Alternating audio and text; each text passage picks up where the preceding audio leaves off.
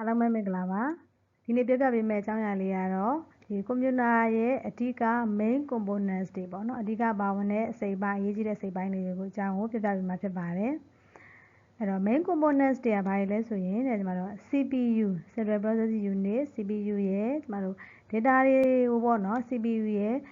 CPU ကဘာလုပ်လို့လဲဆိုရင် data တွေကိုကျမတို့ကဘာလဲဆိုရင် processing လုပ်ဖို့ရန်အတွက်အသုံးပြုပါတယ် input တွေကိုလက်ခံတယ် output တွေကိုတွက်ချက်ပြီးတော့ output တွေကိုပြန်ထုတ်ပေးတယ်ပေါ့နော်အဲ့တော့ CPU ကလည်းအဓိကကျပါတယ်နောက်တစ်ခုကဘာလဲဆိုရင် hard disk ဒါမှမဟုတ် SSD ပေါ့နော်အဲ့တော့ဟိုရင်တော့ကျမတို့ hard disk တွေသုံးကြတယ်ခုနောက်ပိုင်းမှာတော့ access လုပ်ရတာပို့ပြီးတော့မြန်အောင်လို့ဟာပေါ့နော် SSD disk တွေကိုသုံးလာကြတယ်အဲ့တော့သူကကြတော့ဘာအတွက်အသုံးပြုလဲဆိုရင်ကျမတို့ Windows ကြီးတင်တဲ့အချိန်မှာdata ပမာဏလိုတယ်ပေါ့နော်သိမ်းဖို့ရ data ပမာဏလိုတယ်အဲ့ဒီအတွက်လည်း hard disk ပေါ် Windows တင်ထားရတဲ့အပိုင်းခွဲပြီးတော့ပေါ့နော်နောက်ကကျမတို့အများအားသိမ်းကျင်တဲ့ data တွေအတွက်ကြာလည်းအဲ့တိုင်းပဲ hard disk ပေါ်မှာသွားပြီးတော့သိမ်းရပါတယ်ဒါကြောင့်မလို့ hard disk ကလည်း main component တစ်ခုဖြစ်ပါတယ်နောက်တစ်ခုကကျ random access memory ပေါ့နော်အဲ့တော့ကွန်ပျူတာကြီးကိုဖွင့်လိုက်တယ်ဖွင့်ပြီးကျမတို့အလုပ်တွေလုပ်တဲ့အချိန်မှာ CPU ကတော့အလုပ်လုပ်တာမှန်တယ်ဒါပေမဲ့ CPU ကနေမှလိုအပ်တဲ့ data အချက်အလက်တွေကိုလှမ်းယူဖို့အတွက်ကြတော့ကွန်ပျူတာကြီးဖွင့်လိုက်တဲ့အချိန်မှာလိုအပ်ဖို့ကျမတို့ပေးလိုက်တဲ့ input တွေကိုသူက RAM ပေါ်မှာခဏတင်ထားတယ်ပေါ့နော်ယာယီအနေနဲ့သိမ်းဆည်းထားတာဖြစ်ပါတယ်အဲကြောင့် RAM ကလည်း random access memory ကလည်းအရေးကြီးတဲ့အစိတ်ပိုင်းတစ်ခုဖြစ်ပါတယ်နောက်တစ်ခုက ROM ကကြတော့ read only memory အဲ့တော့ကွန်ပျူတာတစ်လုံးထည့်ပေးလိုက်တယ်ဆိုရင်အရင်ဦးဆုံး Windows ကြီးတင်ဖို့ရအတွက်ဆိုရင်သူကအတွင်းထဲမှာ ROM chip လေးတစ်ခုပါတယ်ပေါ့နော်အဲ့ ROM chip လေးကဒီကွန်ပျူတာစတင်လုပ်ဖို့ရအတွက်ဟိုပါပေါ့နော်တခါတည်း setting ချပေးလိုက်တာပေါ့နော်အဲ့ဒါကြောင့်မလို့ ROM ကလည်းအရေးကြီးတဲ့အစိတ်ပိုင်းတစ်ခုပါဝင်ပါတယ်အဲ့တော့ကျမတို့ကကွန်ပျူတာတစ်လုံးဝယ်တော့မယ်ဆိုရင်ဘာတွေကြည့်ရလဲဆိုရင်ဒီမှာCPU ဘယ်လောက်လဲပေါ့နော် generation ဘယ်လောက်လဲသူ့ရဲ့အလုပ်လုပ်နိုင်စွမ်းပေါ့နော်ဘယ်လောက် keep အလုပ်လုပ်နိုင်လဲပေါ့နော်ဒါမျိုးတွေကြည့်ရတယ်နောက်တစ်ခုကကွန်ပျူတာတစ်လုံးမှာ storage အပိုင်းပေါ့ storage အပိုင်းမှာhard disk ကဘယ်လောက်ပါလဲပေါ့ဒါမျိုးဟိုရင်တော့ဆိုရင်ကျမတို့ပေါ့နော်900 kg လောက်ပဲပါတယ်ပေါ့နော်512ကို900 kg လို့ပဲအလွယ်ခေါ်ကြတာပါ900 kg လို့ပြောကြတယ်အခုနောက်ပိုင်းမှာတော့အနည်းဆုံး 1T သို့မဟုတ်ပို့ပြီးတော့ထည့်ထားတယ်ဆိုရင် 2T လောက်တော့ default အနေနဲ့ပါကြတယ်ပေါ့နော်အဲ့တော့ hard disk ကတော့ 1T သို့မဟုတ် 2T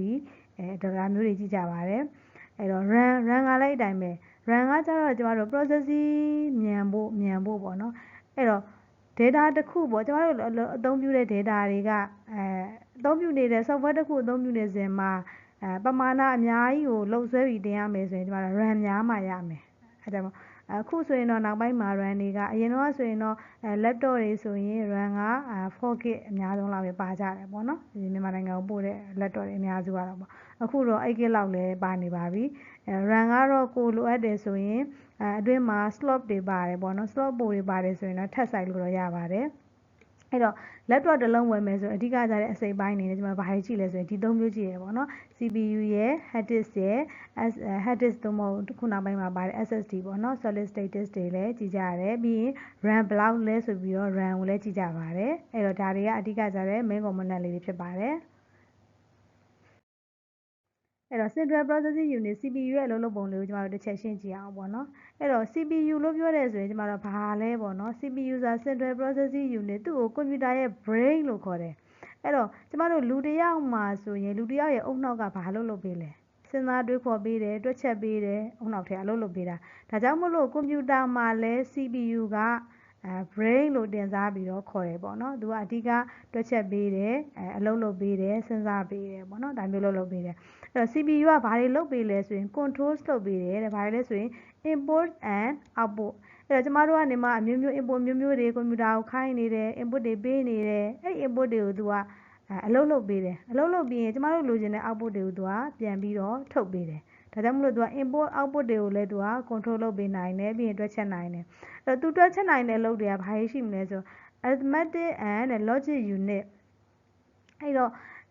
3နဲ့5နဲ့ပေါင်းမယ်လို့ပြောရဆိုရင်ကျမတို့က3ဆိုတဲ့ input လေးကိုပေးလိုက်မယ် input တစ်ခုလေးကိုပေးလိုက်မယ်5ဆိုတဲ့ input လေးကိုပေးလိုက်မယ်အဲ့တော့သူ့ကိုပေါင်းမယ်လို့ပြောလိုက်တယ်ဆိုရင်သူကပေါင်းပြီးလို့ရတဲ့ကဏ္ဍလေးကိုပေါင်းတဲ့ကိစ္စလေးကိုလုပ်မယ်အစဉ်လိုက်လုပ်ပြီးတဲ့အချိန်မှာပေါင်းပြီးတဲ့ကဏ္ဍလေးကိုကျမတို့ output အနေနဲ့ပြန်ထုတ်ပေးတယ်ဒါကတော့အရေးချင်းဆုံးတစ်ခုပြောတာပေါ့နော်ဒီထက်အများကြီးရှုပ်ထွေးတဲ့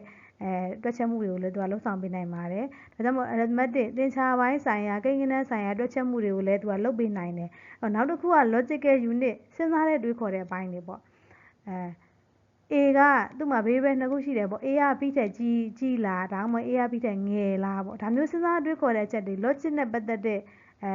function တွေကိုလည်းသူအလုပ်လုပ်ပေးနိုင်တယ်အဲ့တော့တွက်ချက်မှုပိုင်းဆိုင်ရာတွေလည်းလုပ်ပေးနိုင်တယ်စဉ်းစားတွေးခေါ်တဲ့ logic ပိုင်းဆိုင်ရာ function တွေကိုလည်းလုပ်ပေးနိုင်တယ်နောက်တစ်ခုက immediate access to တဲ့သူကဘာနဲ့တွဲလုပ်လဲဆိုရင်သူက run နဲ့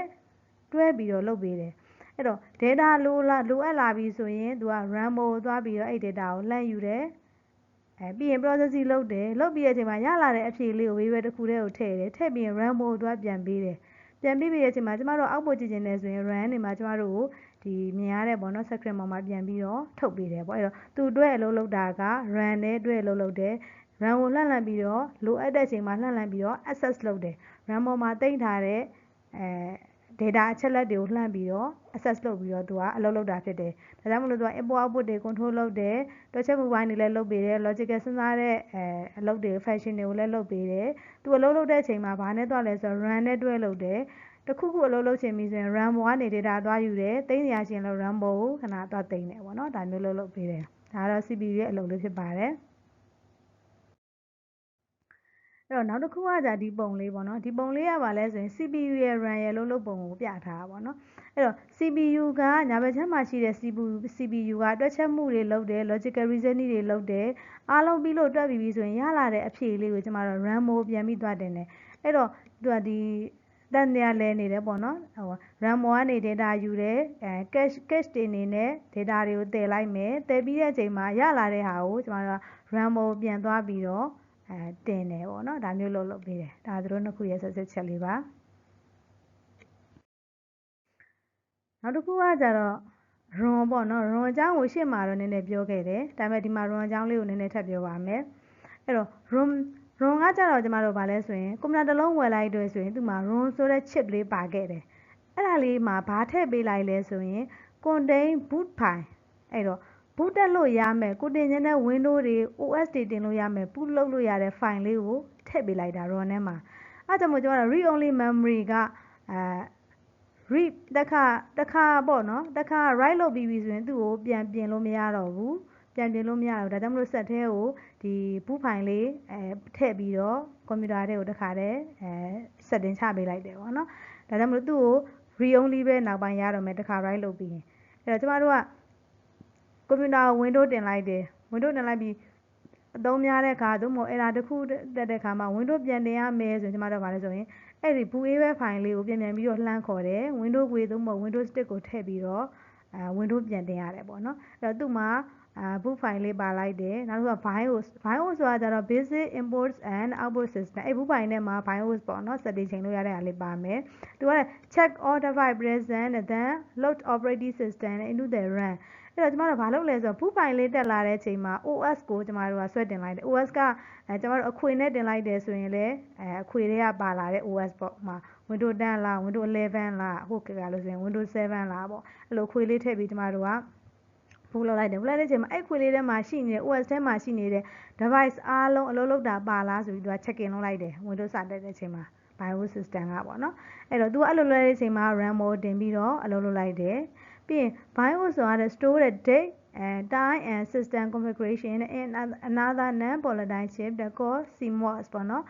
usually battery power အဲ့တော့ကျမတို့ဘာလုပ်ရလဲဆိုတော့ကျမတို့ရဲ့ကွန်ပျူတာ desktop သို့မဟုတ် laptop မှာဘာလဲဆိုရင် CMOS battery လေးပါတယ်အဲ့ battery လေးကနေမှဒီကျမတို့ရဲ့ကွန်ပျူတာကအတိုင်းနေမှန်လား system configuration နဲ့ပတ်သက်တဲ့ဟာတွေကိုသူကအဲ့ထဲမှာ data ကို store လုပ်ထားတာအဲ့တော့ date တွေတိုင်းနေမှန်လားဆိုတော့ကြည့်တခါတည်းမှာကွန်ပျူတာက date တိုင်းမမှန်တာရှိတတ်တယ်အဲ့ဒါဆိုရင်ဘာဖြစ်နိုင်လဲဆိုရင်ကွန်ပျူတာသုံးပြုလာတာကြာတဲ့အခါမှာအဲ့ CMOS battery လေးကဟိုပေါ့နော်လိုအပ်တဲ့အားပမာဏကိုမရှိတော့တာပေါ့နော်အဲ့လိုမရှိတော့ဘူးဆိုရင်အဲ့ CMOS battery လေးလဲပေးလိုက်တယ်ဆိုရင် date တိုင်းပြန်မှန်သွားတာပေါ့နော်ဒါမျိုးရှိတတ်တယ်တခါလေးမှာအဲ့ CMOS battery လေးအားနည်းနေတယ်ဆိုရင်ကွန်ပျူတာကတော့ Windows တွေပါသုံးလို့ရတယ်ဒါပေမဲ့ဘာဖြစ်လဲဆိုရင်မမှန်ဘူးပေါ့နော်အဲ့တော့ဒါလေးကဘာလဲဆိုရင် read only memory ရဲ့ read only memory ဆိုတာအဆုံးကဘာလဲဆိုရင်တစ်ခါ write လုပ်တယ် write လုပ်ပြီးရင်ပြန်ပြင်လို့မရဘူး read only ပဲရတော့တယ်ကွန်ပျူတာကို ကျွန်တော်တို့ကဝယ်ချင်းမှာကွန်ပျူတာရဲ့hardware ထဲမှာသူ့ကိုဘူးပိုင်လေးထည့်ပြီးတော့သူ့ကိုတက်ဆင်ပေးလိုက်တယ်ပေါ့ဒါမျိုးလေးတော့ပြောခဲ့တယ်ဒါတော့သူ့ရဲ့လုပ်ပုံလေးထပ်ပါတာဖြစ်ပါတယ်